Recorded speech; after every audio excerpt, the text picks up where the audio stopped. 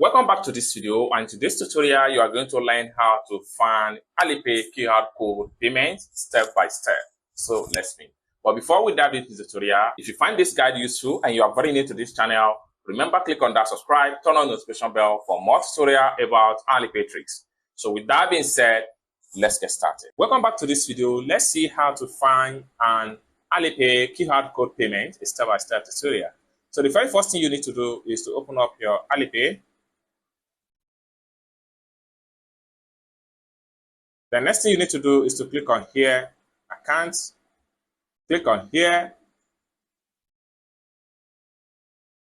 Then the next thing you need to do is to simply click on here. So right here, you have your Alipay account QR code for payment. So you can use QR code to receive funds into this Alipay account, or you can use it to save contact in Alipay account.